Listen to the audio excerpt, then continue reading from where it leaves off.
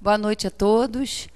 Vamos iniciar a nossa reunião, aquecer, os nossos corações, aproveitar esse momento tão importante, que a gente tem de estar aqui reunido na Casa Espírita, para a gente aprender, para a gente estudar mais, para que o Espiritismo nos ajude aí na nossa caminhada evolutiva, que a gente compreenda as coisas de uma forma melhor. E vamos então fazer a nossa prece, agradecendo a Deus a oportunidade de estarmos aqui, buscando compreensão, buscando entendimento, para que todos esses esclarecimentos que os Espíritos vieram nos trazer nos ajudem a evoluir, a compreender as leis de Deus, e que a nossa irmã que fará uso da palavra seja ajudada, seja inspirada pelos amigos espirituais, e que todos possamos aproveitar esse momento de esclarecimento e de estudo. Graças a Deus, que assim seja. Com vocês, Terezinha, falando sobre a teoria e prática no Espiritismo.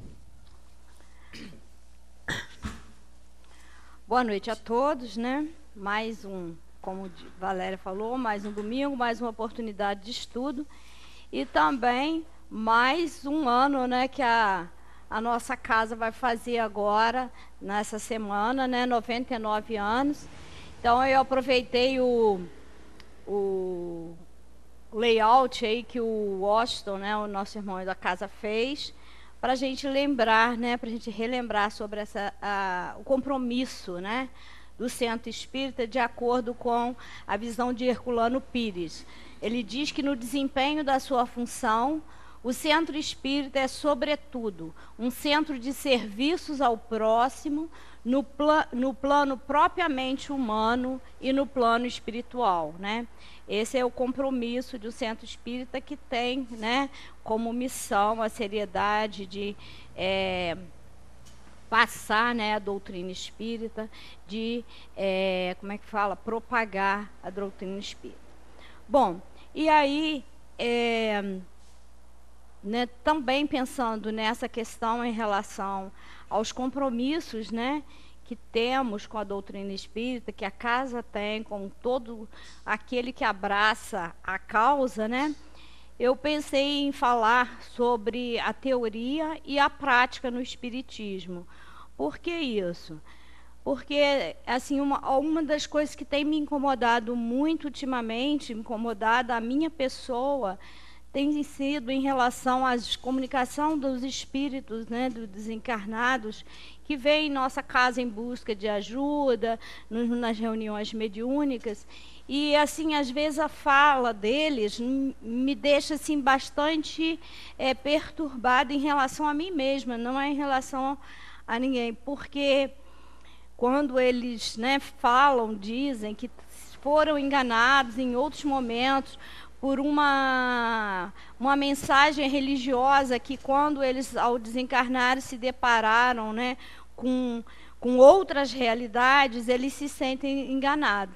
Da mesma maneira, quando a gente vai numa loja e compra um produto que não nos satisfaz, e a gente recorre ao PROCON, para exigir ali os nossos direitos, no caso do espírito, não há como recorrer ao PROCON, Ele vai ter que refazer o percurso, ele vai ter que buscar aprender, fazer de forma diferente. Então, foi pensando em tudo isso, que é uma coisa que tem mexido muito na minha cabeça, exatamente isso. Será que o que a gente está passando, será que o que eu estou vivendo enquanto espírita realmente representa aquilo que... Eu sei que é muito difícil, a gente tem uma teoria e muitas vezes a nossa prática não corresponde, porque ainda estamos a caminho da perfeição, ainda estamos buscando vencer as nossas dificuldades, e foi por isso que eu escolhi esse tema, teoria e prática no Espiritismo. E vamos nós.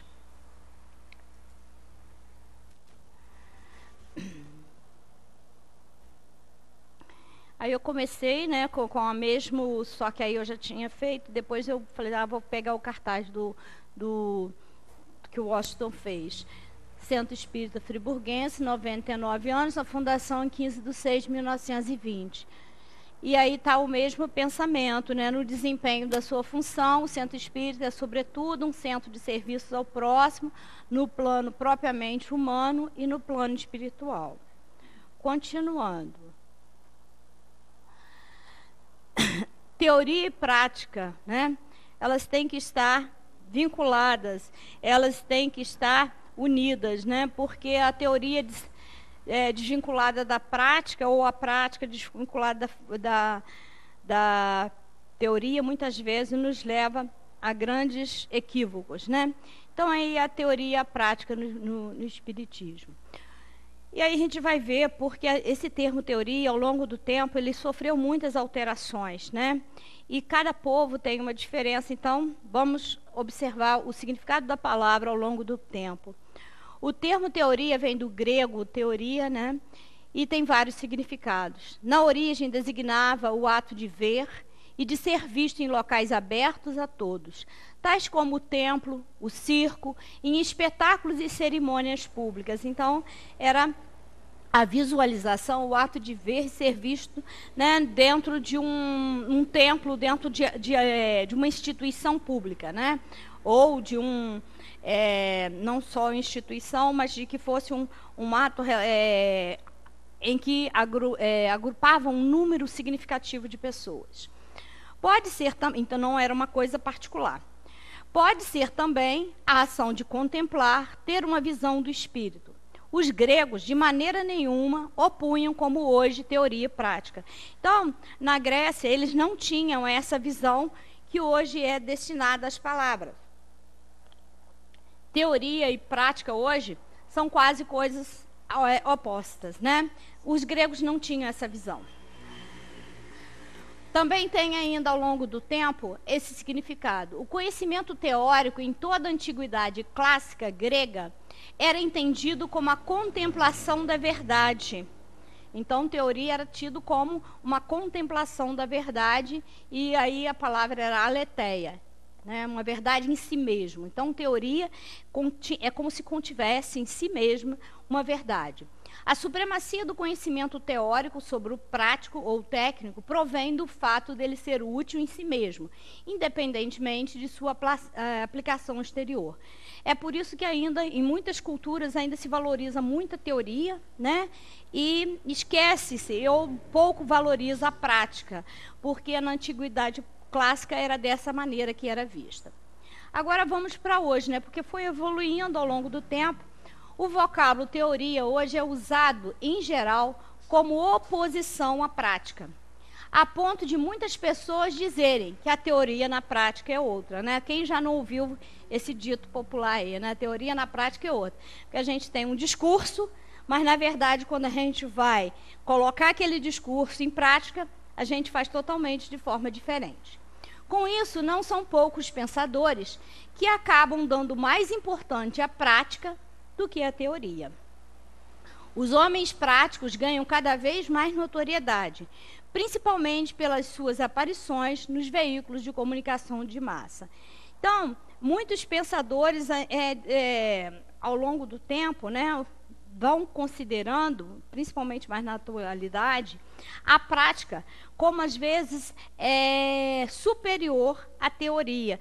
Eles sublimam, né, a prática em decorrência da teoria. O mercado de trabalho está aí para dizer isso. O cara sabe fazer, não precisa nem ter, né, em alguns casos, né?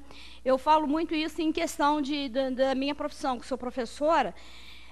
Ninguém coloca um professor fazendo uma cirurgia.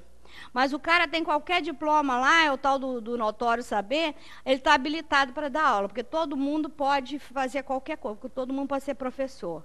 Né? E não precisa ter teoria, não precisa ter conhecimento. Aí ele faz bem, ele desenha bem, vai dar lá aula de arte. Aí ele faz uma horta legal, então ele pode dar aula de ecologia, de não sei o que, de que mais, né? Então, em alguns casos, até por conveniência, a teoria é superior à prática, né?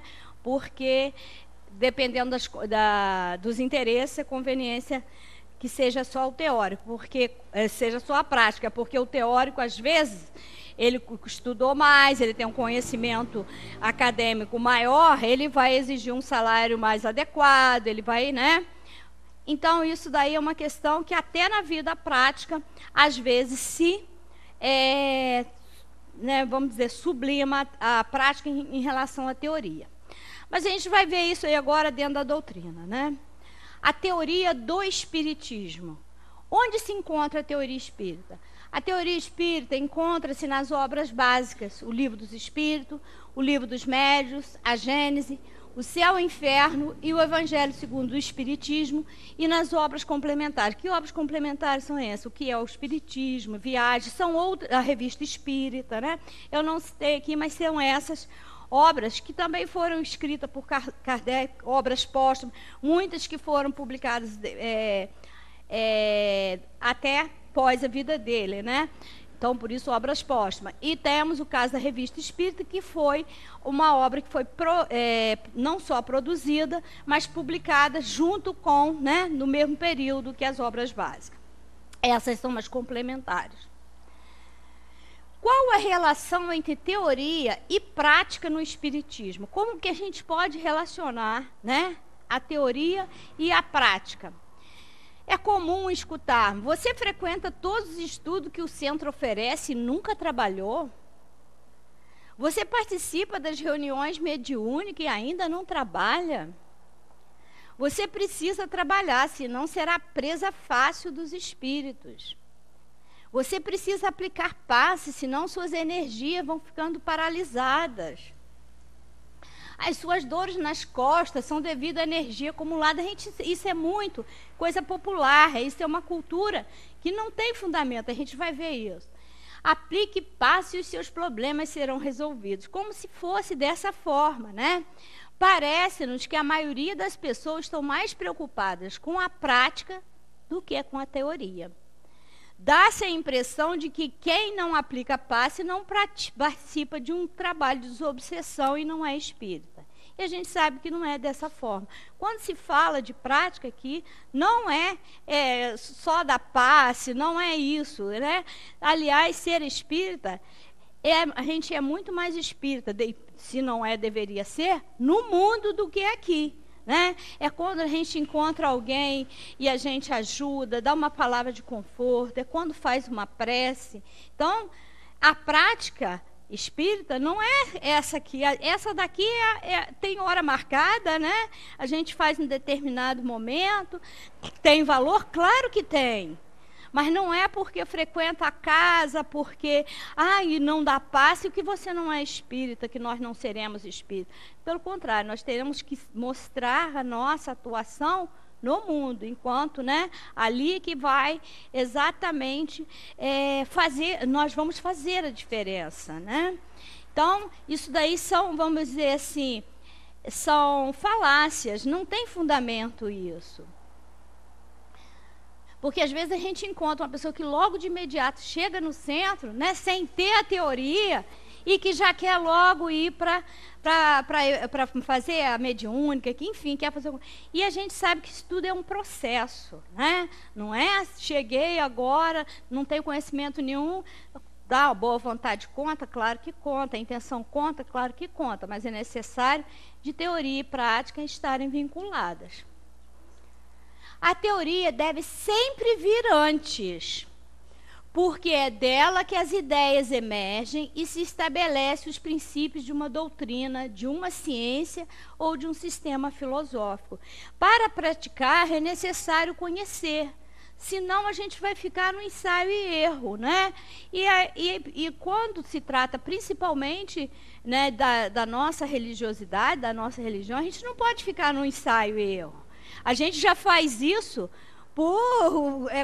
pelas nossas dificuldades, mas não no caso da prática mediúnica, né? A gente tem que ter conhecimento, temos que ter o que nós chamamos de educação mediúnica, temos que estudar para saber conduzi-la, para a gente poder nos ajudar e ajudar aquele que nos procura. Senão, não só a gente não consegue ajudar o outro, quando a gente também se atrapalha. Né? Herculano Pires adverte-nos que todos aqueles que se dizem espíritas deveriam, em primeiro lugar, debruçar-se sobre as obras básicas, que são os fundamentos teóricos para as nossas ações práticas. Sem elas, o edifício espírita pode ruir, pode desabar. Ou seja, nós temos que ter conhecimentos teóricos para exercitar a nossa prática, né?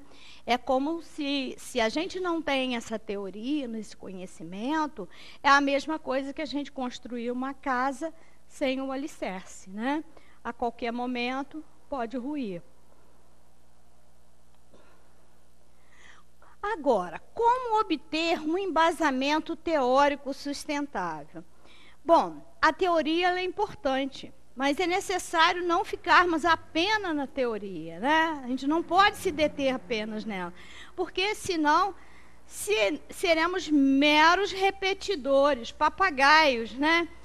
Ela tem que embasar, né? Logicamente, teoricamente, mas ela tem que ter uma sustentação.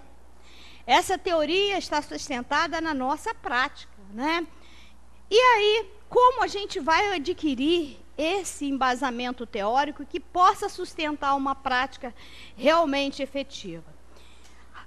Diz aí o seguinte: aplicar o raciocínio lógico é muito importante para termos convicção dos pressupostos espíritas. Então, ou seja, os conhecimentos, os nossos estudos, as nossas reflexões têm que ser colocadas à luz da razão. Ou seja, tem que estar, né, veiculadas ao raciocínio lógico. Nós temos que pensar sobre ele, né? Dada uma afirmação qualquer, né, nós temos que submetê-la à luz da razão. Dada uma afirmação qualquer, podemos colocá-la sobre o crivo da razão e da lógica. Toda informação que nos chega, toda teoria, nós temos que, vamos dizer assim, passar pela peneira da razão e da lógica para ver se faz sentido. Porque senão a gente fica o quê? Só repetindo, né, o que esteja ou não na doutrina espírita, verdades que são, vamos dizer assim, meias verdades. Elas não são verdades que a gente possa realmente confiar. Então, nossos conhecimentos, nossas teorias, sejam elas quais forem, tanto na doutrina espírita quanto em qualquer outra linha de conhecimento, nós temos que submetê-la ao crivo da razão e da lógica para ver se ela faz sentido. Porque se não fizer sentido, se não tiver lógica, se ela não for, né, para uma linha do conhecimento que nos leve a um raciocínio lógico e que possa nos fazer pensar e refletir que aquilo realmente tem razão de ser, nós temos que questionar esse ensinamento, e nem tudo, né, que nos é falado, conforme aqueles ali anteriores que eu disse, né? Você está com dor nas costas porque não dá passe. São falácias que não têm um fundamento teórico, que não embase a razão lógica. Não existe isso. A nossa condição de estarmos submetidos à dor nas costas ou não está relacionada a darmos passe ou não. Senão, se as nossas doenças, as nossas dificuldades estivessem relacionadas, eu ia fazer uma fila todo dia aqui para dar passe o dia inteiro para não sentir as coisas que eu sinto. Eu creio que grande parte das pessoas ia fazer isso. É isso que a gente está falando em relação a submeter, né, a essas teorias, a essas falas, né, que a gente ouve por aí em relação a, como é que fala? A outra dimensão, que a gente ouve muito nos romances espíritas. A gente tem que ver realmente, submeter-se àquilo tem razão de ser, né? E aí há uma afirmação que diz: não há amor sem perdão. A frase, a princípio, parece não ter nenhuma irregularidade, quando a gente diz não há amor sem perdão. Mas vamos submeter essa frase à luz da razão. e do raciocínio lógico. Não há amor sem perdão? Será que seria essa a lógica? O perdão é mais importante do que o amor? Vamos lá. Pensando melhor sobre essa frase, podemos dizer que o amor implica o perdão. Aliás, se você ama, perdoa sempre. Nem sempre você perdoar vai te levar ao amor. E o amor, verdadeiramente, te leva ao perdão. Então, um exemplozinho simples que a gente pega e a gente acha que está certinho. Não é que esteja errado, mas a lógica é o amor implica o perdão e não o perdão que leva ao amor. Em outras palavras, para que haja amor, há necessidade do perdão, porque senão você não ama.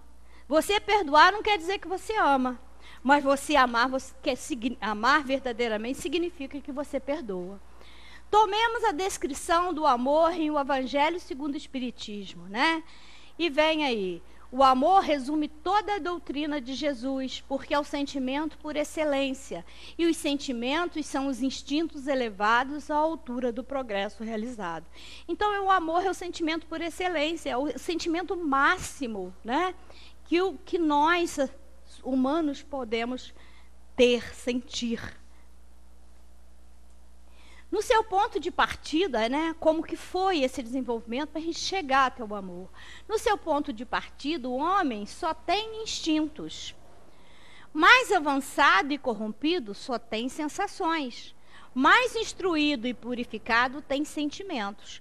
E o amor é o requinte desse sentimento, O homem, de acordo ao ser humano, o espírito, quanto mais ele vai evoluindo, ele vai deixando de lado, vai perdendo essa questão dos instintos, vai avançando para as sensações e, consequentemente, vai cada vez mais adentrando nos sentimentos. É porque vamos passando por etapas de acordo com a nossa evolução.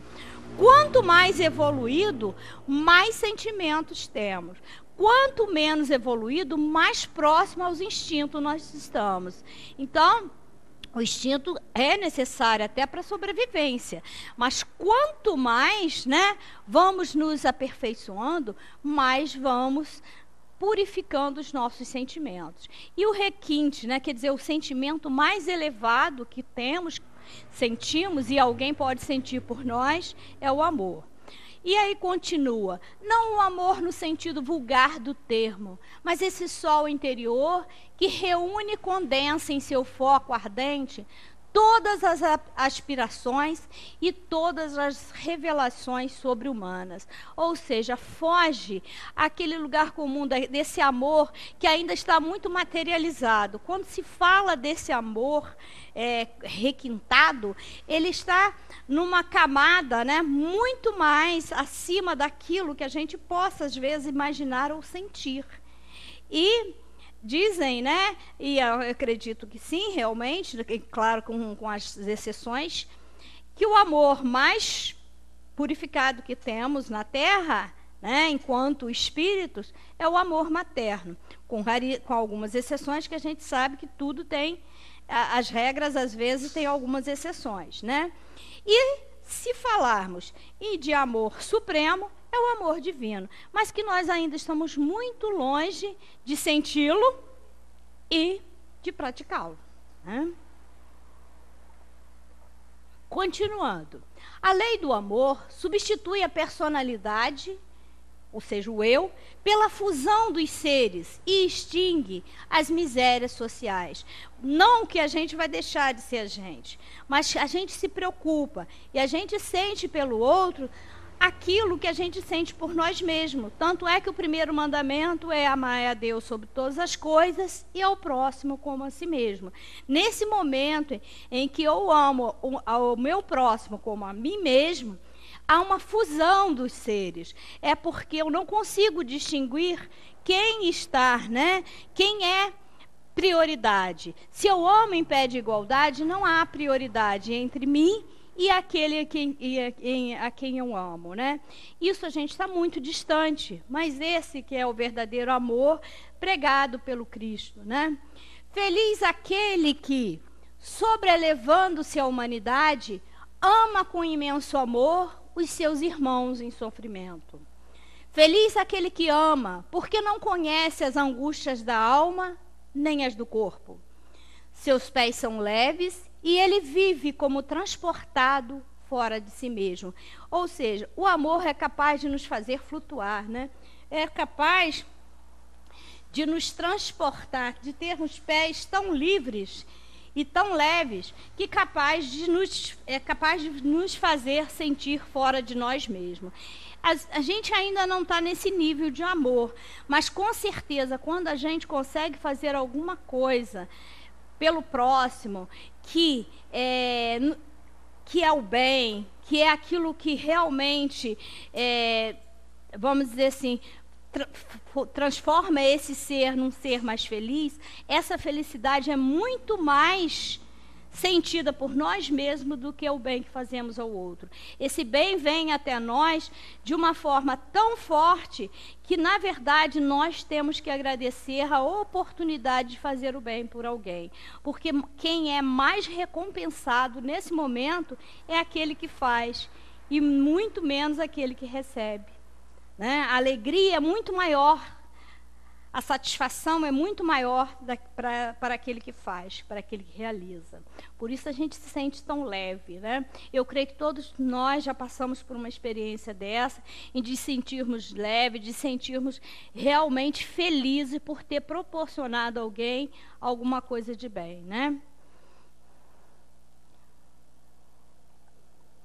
Continuando ainda, quando Jesus pronunciou essa palavra divina, amor, fez estremecer os povos e os mártires.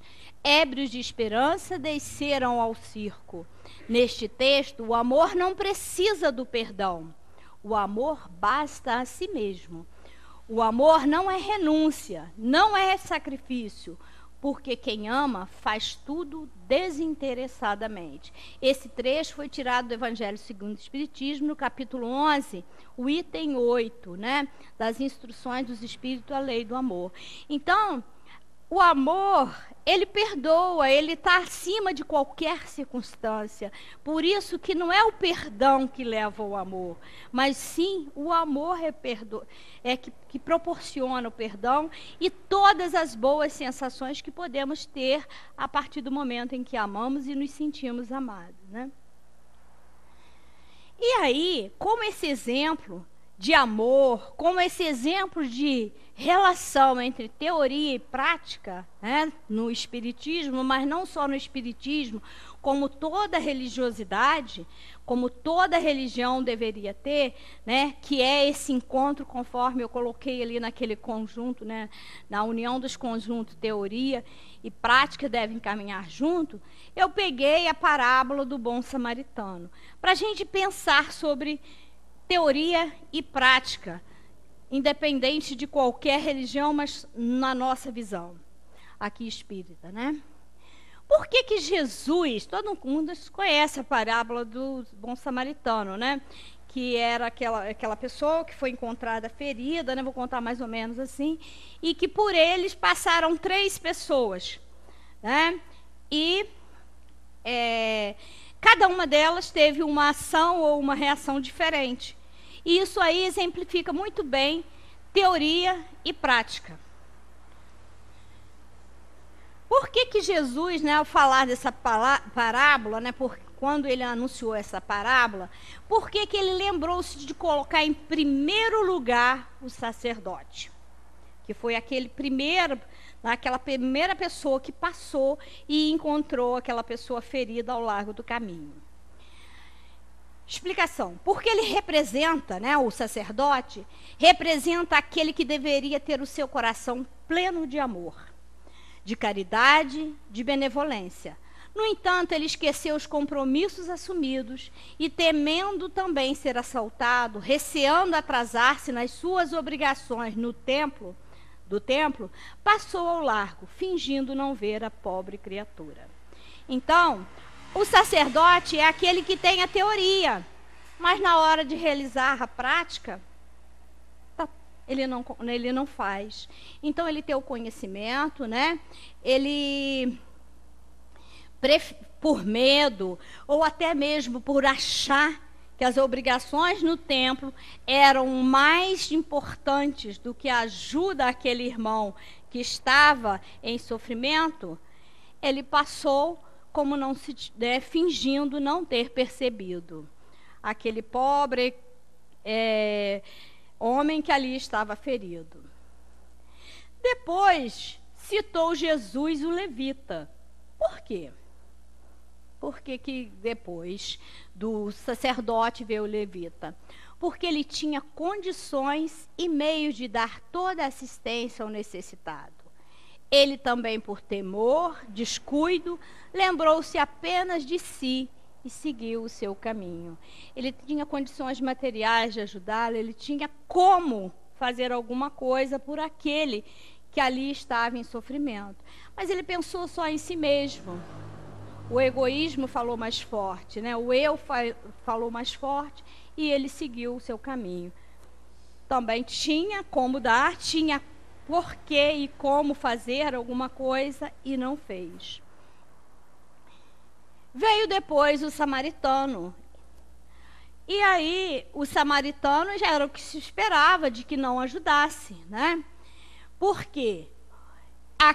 O samaritano representa aquele que para comer teria que trabalhar, portanto não tinha condições financeiras como tinha o levita de ajudar. Os filhos da Samaria, por isso é samaritano, eram trabalhadores humildes, mas eles eram unidos entre si. Procuravam ajudar-se entre si e, por serem abandonados por seus irmãos terrenos, uniam-se para assim, juntos, não sentir o peso daquele que os relegavam ao segundo plano. Então, eles mesmo com todas as dificuldades financeiras, eles se uniam para poder vencer essas dificuldades que eles encontravam, porque eles eram um povo que era esquecido, colocado de lado, não era considerado, né, naquela região. Continuando ainda, esqueceu-se do temor dos assaltos e de coração atendeu o pobre homem machucado.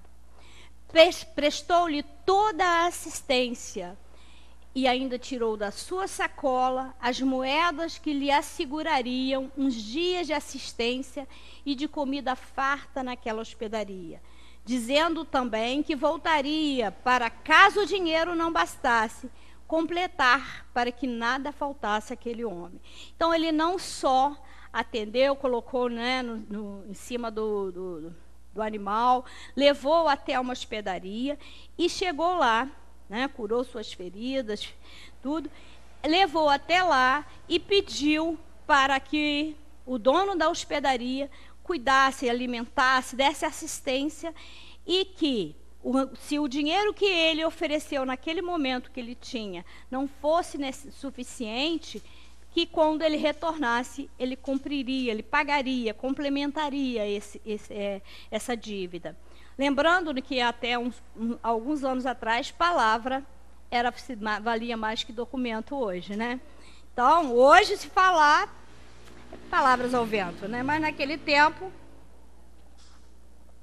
não se assinava precatórias, nem cheques, nem nada disso. Falava, tinha valor, né? Vamos analisar este ato de bondade? Não foi ele completo do samaritano? Se o samaritano deixasse na hospedaria e seguisse o seu caminho, ele teria sido caridoso, ele teria cumprido a caridade.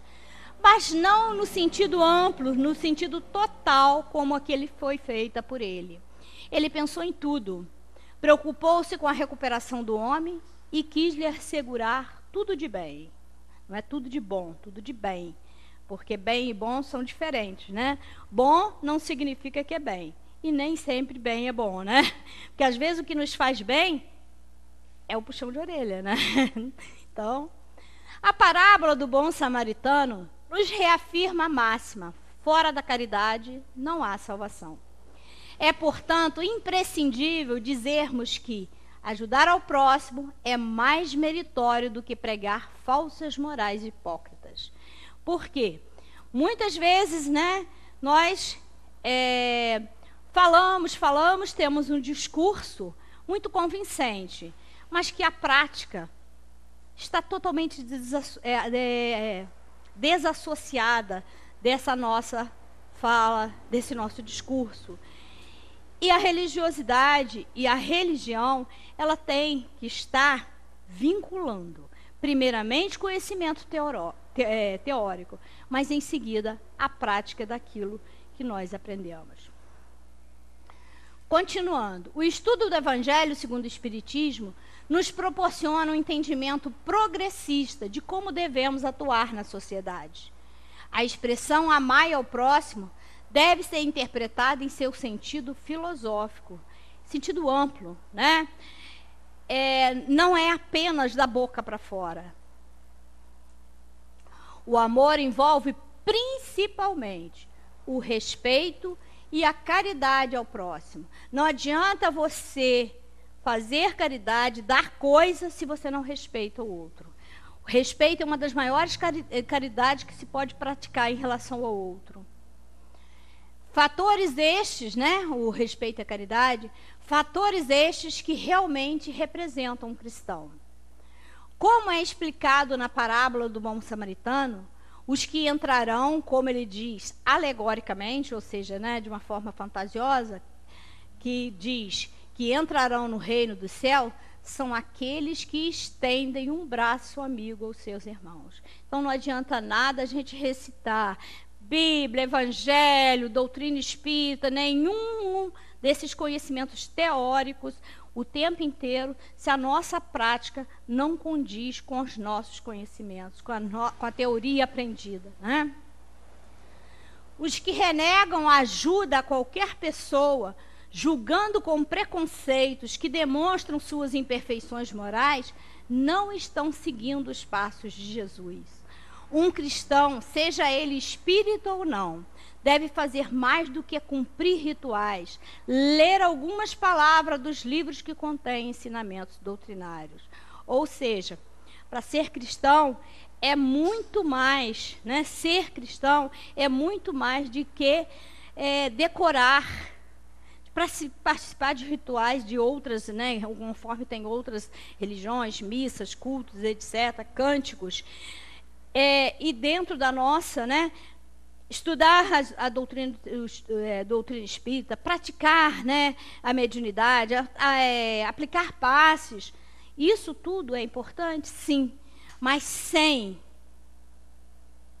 que essa prática esteja vinculada à teoria e teoria prática de uma forma que ambas sejam complementares, estejam unidas de forma que uma não contradiga a outra, isso sim mostra o sentimento do cristão, independente da religião, né?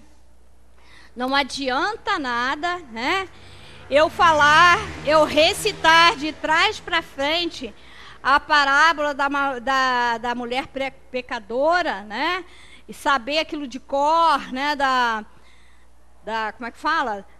Da Maria Madalena lá, não atirai a primeira pedra, aquele que tiver sem pecado.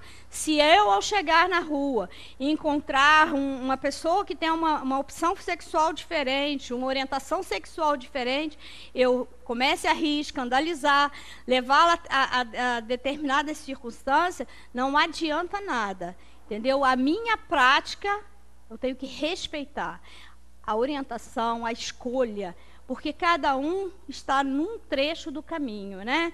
Todos nós temos um caminho para chegar à perfeição. Uns estão mais atrás, outros já prosseguiram, estão um pouco mais adiantados, outros já estão praticamente chegando ao final, pelo menos desse cumprimento aqui na vida da Terra, né? Cada um de nós num trajeto, mas todos temos que respeitar a condição do outro. Então, teoria e prática tem que caminhar junto. É necessário, logicamente, para termos uma prática,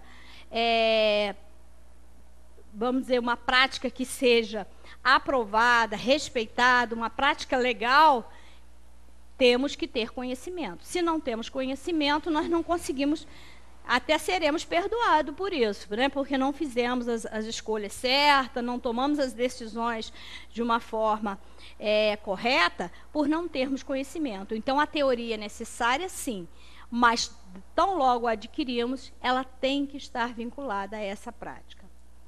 Quando se está disposto a fazer um tanto, mesmo que pequeno, do que Jesus ensinou, né? Porque a gente se propõe a fazer de forma, ou seja, gradativa, pequena, cada dia, né? Um passo adiante, às vezes a gente vai na frente e volta um pouquinho, mas quando a gente se propõe a fazer isso, a pessoa fará pelas ações. Ela colocará em prática o que leu e ouviu, e será um verdadeiro cristão, fora dos muros de qualquer templo religioso. Porque o templo religioso está em nós. Não é no centro espírita, não é na igreja, não é em nenhum lugar. O templo da religiosidade está em cada um de nós. Ser cristão dentro dos templos é fácil. Porque aqui ninguém está, né, tirando o interesse de ninguém está ultrapassando no trânsito, né? Ninguém está comprando, vendendo nada, não está ferindo aos interesses um do outro, mas difícil mesmo é ser cristão fora dos templos religiosos. A parábola do bom samaritano mostra que Jesus nos quer uns ajudando aos outros. Assim, o progresso é possível de forma mais acelerada. A fraternidade dos espíritos é fundamental para a construção de um mundo de regeneração. Não basta falar irmãos da boca para fora. A fraternidade ela tem que realmente ser vivida e sentida. A ação da caridade mostra que você é cristão movendo-se pelo seu próximo, né? Fazendo alguma coisa por ele. A inércia e julgamentos apenas demonstram suas imperfeições hipócritas e preconceituosas. Amai ao próximo como a si mesmo, pois fora da caridade não há salvação. O conceito de caridade na visão espírita. Então, temos ali a moral do Cristo que prega, né, que a caridade e a humildade são primordiais, essenciais para que a gente possa alcançar, né, vamos dizer assim, a perfeição, para que a gente possa realmente se elevar, que a gente possa realmente progredir. E a ela temos, né, está relacionada a caridade, a humildade, e a moral do Cristo nos ensina benevolência para com todos, indulgência para com as imperfeições alheias e perdão das ofensas. Essas são, né, as ações, essas são as atitudes que nós devemos ter para com o próximo, né? Benevolência para com todos, indulgência para com as nossas e com a dos outros nas imperfeições e a perdão das ofensas. Isso a gente só vai alcançar a gente tendo, né, a caridade e a humildade como meta. A gente vai ver que é uma seta para frente e para baixo, né, que estão ali relacionadas à moral que o Cristo pregou. E se nós decairmos, se nós não atingirmos caridade e humildade, que o que vai priorizar é o egoísmo e o orgulho. A gente está muito mais na faixa do egoísmo e do orgulho do que da caridade e da humildade. Por isso nos falta, né, a benevolência para com todos. A gente tem para com alguns, mas não para com todos. Indulgência para com as imperfeições alheias, a gente não tem às vezes nem com as nossas. Né? Perdão das ofensas, a gente às vezes não nos perdoa, né? Nem pelos nossos atos cometidos de forma inadequada, quanto mais dos outros, né? Isso aí é um resumo da pergunta 886 do Livro dos Espíritos. A Terra é apenas uma das muitas hospedagens que temos, né? Como é que fala? No mundo, né? No planeta, é apenas uma delas. É o apoio com que todos nós, no universo, desculpe, a Terra é apenas uma das muitas hospedagens que temos no universo. É o apoio com que todos nós contamos para a elevação dos nossos espíritos. Procuremos nos transformar num bom samaritano.